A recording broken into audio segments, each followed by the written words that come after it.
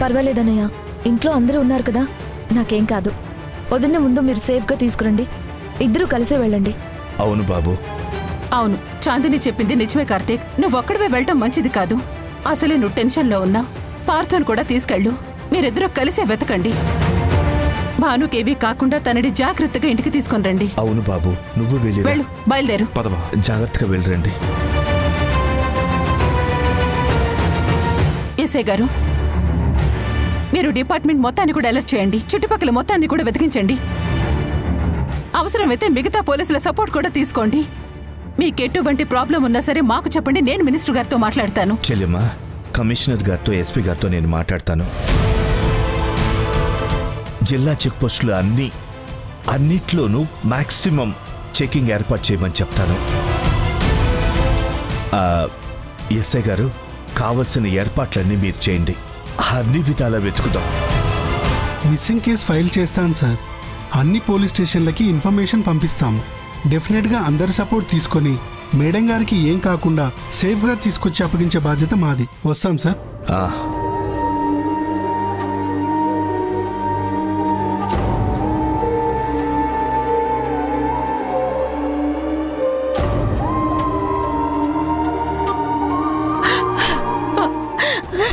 అమ్మా,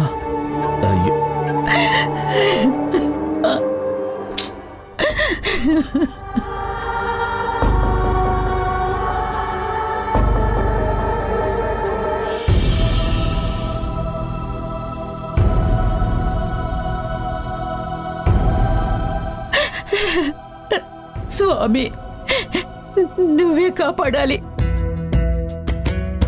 భాను చాలా మంచి మనిషి. ఈ ఇల్లు బాగుండాలని, మేమందరం సంతోషంగా ఉండాలని కోరుకున్న మనిషి. ఈ ఇంట్లో ఆనందం కోసం ఎన్నో త్యాగాలు చేసిన మనిషి.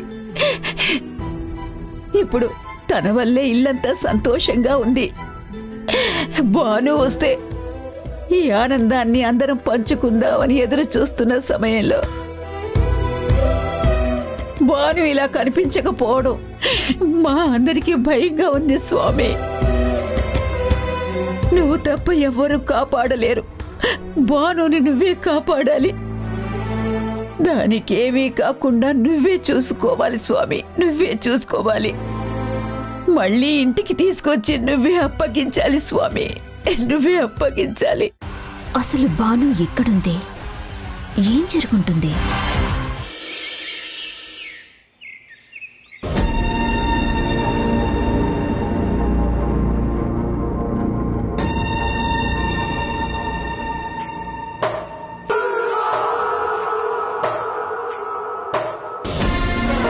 నాకు తెలియక అడుగుతున్నాను సార్.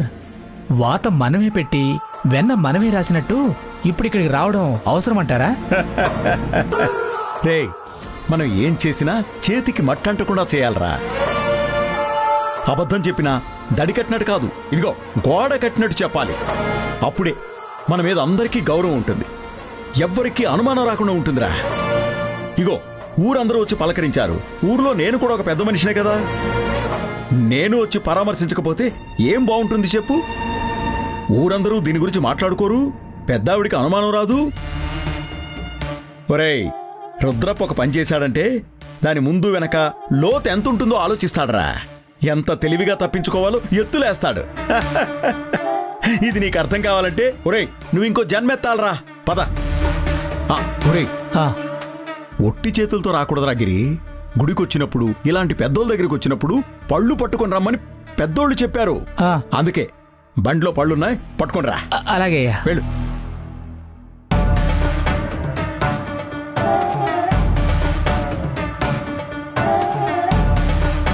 రా.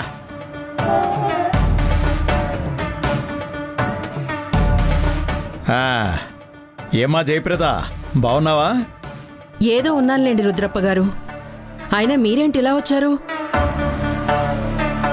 అదేంటమ్మా అలా అడుగుతున్నావు? ఇంతలో ఎంత ఘోరం జరిగింది, దీని గురించి ఊరందరూ చెప్పుకుంటున్నారు. నాకు తెలియకుండా ఉంటుందా? తెలిసి తెలియగానే నా మనసుకి ఎంత బాధ అనిపించిందో తెలుసా? దేవత లాంటి పెద్దమ్మ గారి మీద, ఊరిని రక్షించే మురారి బాబు మీద ఎవరో దాడి చేశారంటే నా గుండె ఆగిపోయిందనుకోండి. ఏంటో ఇంత మంచి వాళ్ళ మీద అలాంటి రాక్షసుల కన్ను ఎలా పడిందా అని నాలో నేనే ఎంత బాధపడిపోయినా తెలుసా అమ్మా.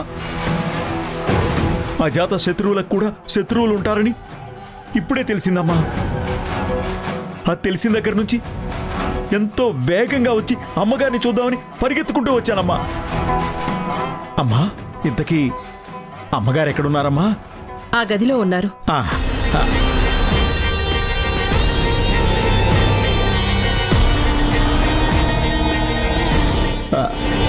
అమ్మగారు, మీకు మురారి బాబుకి ఏం కాలేదు కదా?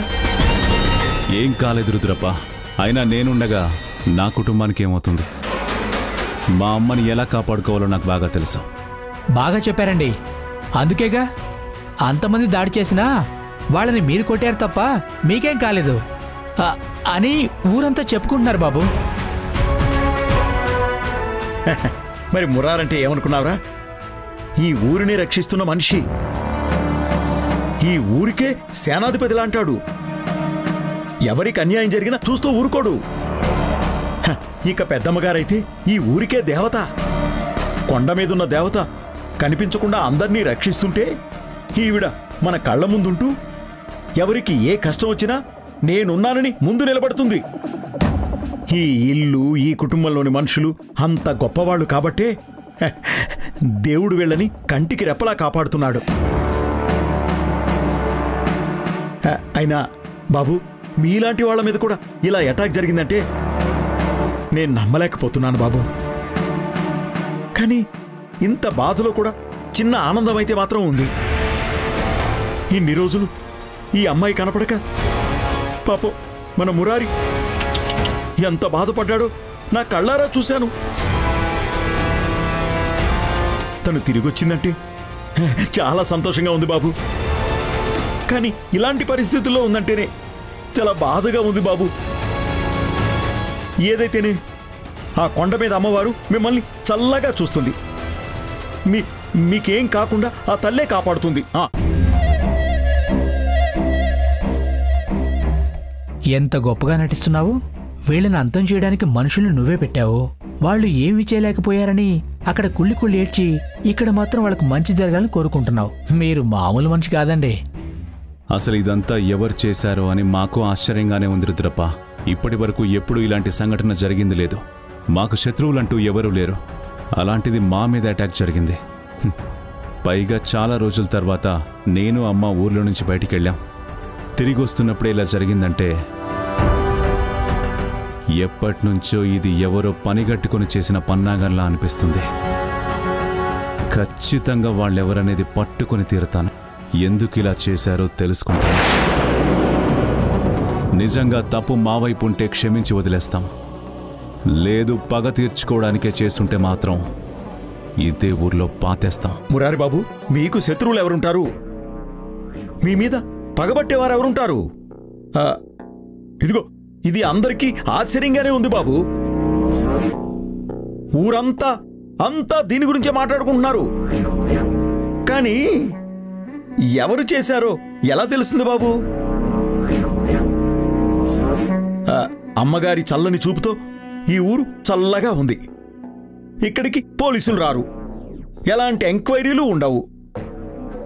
అమ్మగారి చెప్పే తీర్పే శాసనం అవుతుంది. ఇన్ని రోజులు అలాగే గడిచింది.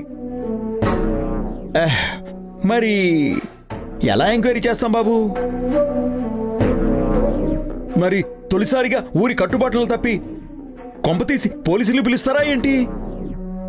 కట్టుబాటు అనేది శాశ్వతంగా ఉండిపోవడానికి పెట్టుకున్నది. అంతేకాని మనకు అవసరం వచ్చినప్పుడు మార్చుకోవడానికి కాదు. ఏది ఏం జరిగినా సరే ఈ ఊళ్ళో కట్టుబాట్లు మాత్రం మారవు. మరి అలాంటప్పుడు ఇది ఎవరు చేశారో ఎలా తెలుస్తుందమ్మా? ఆ భయం లేదు రుద్రప్ప. ఎలా తెలుసుకోవాలో నాకు తెలుసు. అందుకే ఎక్కడైతే మా మీద అటాక్ జరిగిందో అక్కడికి మా బావని పంపించాను. అక్కడ ఏదైనా క్లూ దొరికితే తర్వాత వాళ్ళు ఎవరో ఏంటో నేనే బయటికి తీస్తాను. అదిగో మీరు ఇలా చెప్పారో లేదో ఆయన వచ్చేశారు. ఏంటి బావా, అక్కడంతా చూసారా? ఏమైనా క్లూ దొరికిందా? దొరికింది మురారి.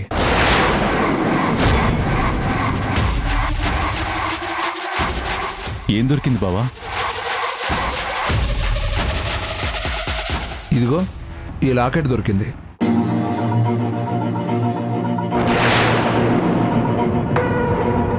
నువ్వు చెప్పిన ప్రదేశంలోనే కొన్ని కర్రలు అవి పడున్నాయి. ఆ మధ్యలోనే ఇదిగో ఈ లాకెట్ దొరికింది. ఖచ్చితంగా మీ మీద అటాక్ చేసిన వాళ్ళలో ఎవరిదో ఒకరిది అయి ఉంటుంది. ఇదిగో చూడు.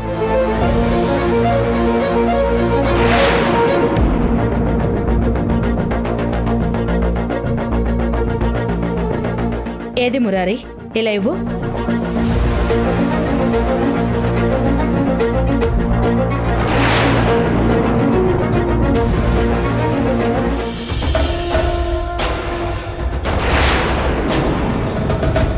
సుబ్రహ్మణ్యేశ్వర స్వామి లాకెట్ అంటే ఇది తమిళనాడు వాళ్ళది అని తెలుస్తోంది. మన జిల్లా నుంచి బియ్యం తీసుకువెళ్ళడానికి కొన్ని వందల లారీలు తమిళనాడు నుండి వస్తూ ఉంటాయి. తమిళ వాళ్ళ ఆరాధ్య దైవం సుబ్రహ్మణ్య స్వామి. మనం వెంకటేశ్వర స్వామిని ఎలా కొలుస్తామో వాళ్ళు సుబ్రహ్మణ్య స్వామిని అలా కొలుస్తారు. ఈ లాకెట్ చూస్తుంటే ఇది ఖచ్చితంగా తమిళనాడు నుండి వచ్చిన వాళ్ల పనే అయి ఉంటుంది. మన మీద అటాక్ చేసింది తమిళ వాళ్లే అయి ఉంటారమ్మా. ఆ రోజు వాళ్ళు మాట్లాడిన మాటల్లోనే నాకు అర్థమైంది. చేయించింది మాత్రం ఎవరు అనే విషయం తెలియడం లేదు. రాష్ట్ర సరిహద్దులు దాటాం కదా అని వాళ్ళు ధైర్యంగా ఉన్నా వాళ్ళని ఎలా పట్టుకోవాలో, నిజాన్ని ఎలా బయటికి రప్పించాలో నాకు తెలుసమ్మా. ఇంక ఈ విషయం నేను చూసుకుంటాను. సర్లేండి, జరిగింది ఏదో జరిగిపోయింది. దాని గురించి ఆలోచిస్తూ కూర్చోకుండా మీరు కొంచెం జాగ్రత్తగా ఉండండి. మీరు బాగుండడమే కావాలి. అమ్మా, మీకు ఏ కష్టం వచ్చినా నేను తట్టుకోలేనమ్మా. ఒకసారి చూసి వెళ్దామని వచ్చాను. అమ్మా వెళ్ళొస్తానమ్మా. బాబు వెళ్ళొస్తాను.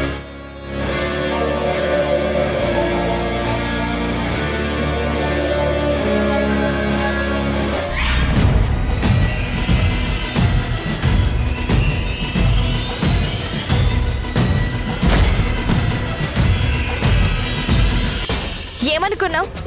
నువ్వెక్కడి నుంచి వచ్చావో కానీ నేను ఈ ఇంట్లో పుట్టి పెరిగాను.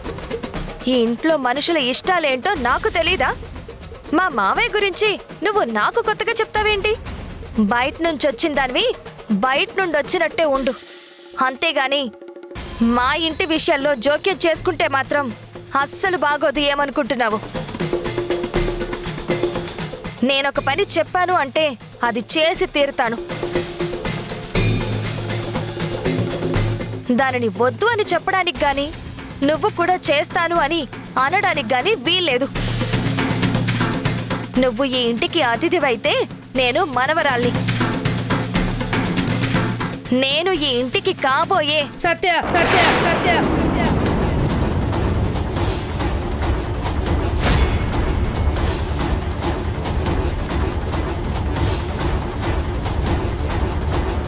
ఏంటే అతిథి అని చెప్తున్నావు? ఎవరే అతిథి? రాధ ఇంటికి అతిథి కాదు, కాబోయే కోడలు, ఈ ఇంటి ఇల్లాలు.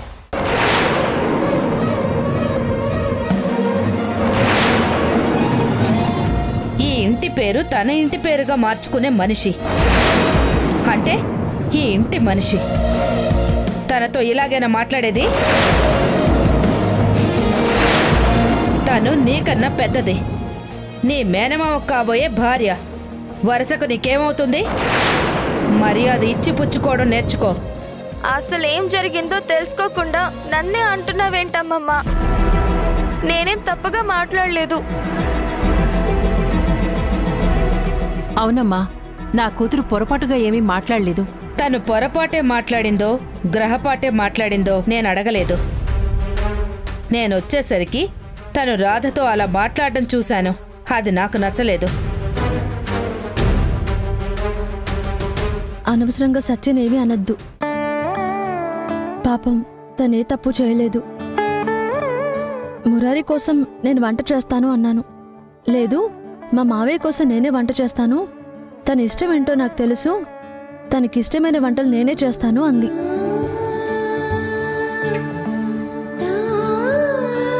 పర్వాలేదు నేను చేస్తాను అన్నాను. తనకి కోపం వచ్చింది, అందుకే అలా మాట్లాడుతుంది. అవునమ్మగారు, వంటింట్లోకి ఎవరిని రానివ్వలేదు. మొత్తం వంటంతా సత్యం ఒక్కతే చేసింది. సాయానికి వెళ్తున్నారని రాధమ్మతో అలా మాట్లాడుతోంది. ఏంటి సత్య ఇది? రాధ సాయం చేస్తానన్నప్పుడు చేయనివచ్చు కదా. ఏ నువ్వు ఒక్కదానివే వంట చేయాలా? ఇంకెవరు సాయం చేయకూడదా? చేయకూడదు. నీకు ఇష్టమైన వంటలన్నీ నేనొక్కదాన్నే చెయ్యాలి, నా చేత్తోనే చెయ్యాలి. అందులో ఇంకెవరి సాయం తీసుకున్నా కూడా ఆ క్రెడిట్ వాళ్ళకి వెళ్తుంది. అది నాకు నచ్చదు, అందుకే నేనే చేశాను.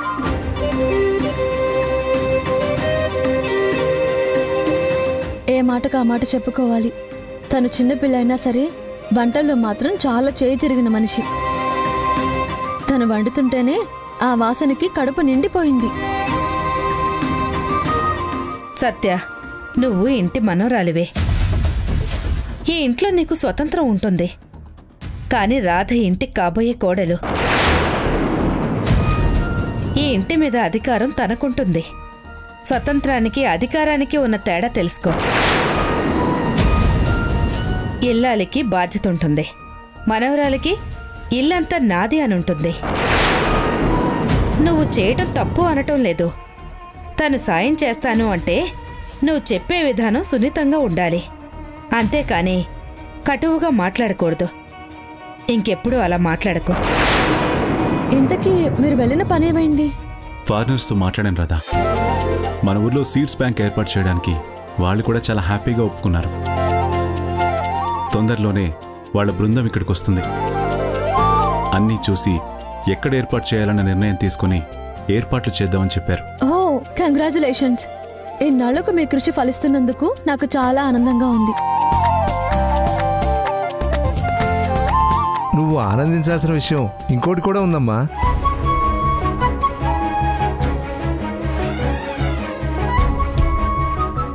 అదేంటమ్మా అలా చూస్తున్నావు? మురారి, అత్తయ్య తీసుకున్న నిర్ణయం గురించి ఇంకా నువ్వు అమ్మాయితో చెప్పలేదా? నిర్ణయమా? ఏంటది? ఇదిగో. ఏం లేదమ్మా, పంతులు గారితో మాట్లాడాము. మీ ఇద్దరు ఎలాగో పెళ్లి చేసుకోవాలనుకుంటున్నారు కదా. మీ పెళ్లి జరిపించాలంటే ముందు నిశ్చితార్థం చెయ్యాలి కదా. నిశ్చితార్థం ముహూర్తం చూడమన్నాను. 2 రోజుల్లో బావుందన్నారు.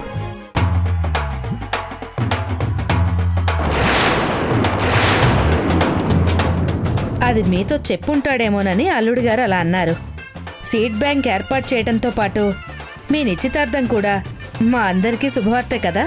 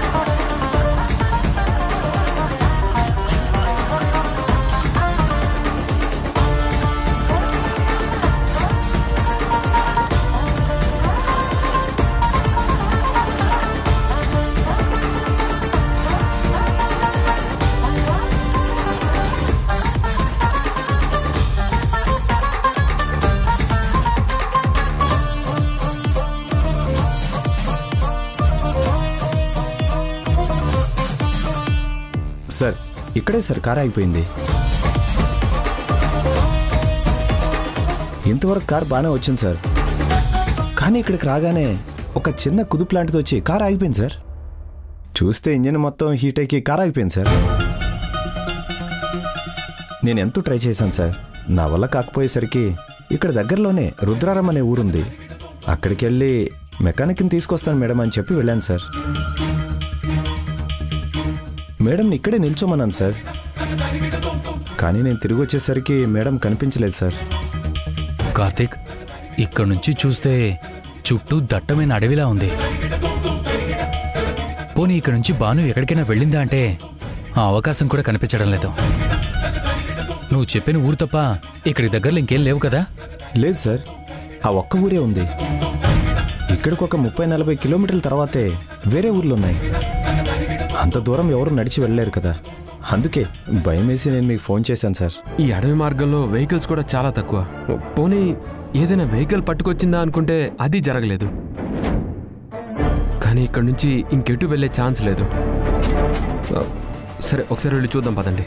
పద. సరే సార్.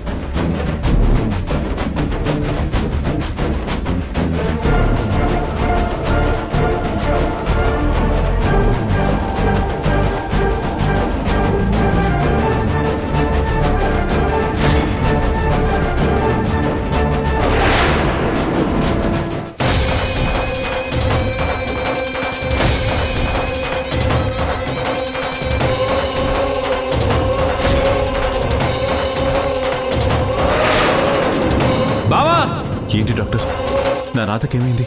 బావా, ఇది నా భాను చీర. భాను ఎక్కడ ఉండిపోయి ఉంటుంది బావా. ప్రస్తుతం ఈమె కోమాలో ఉంది.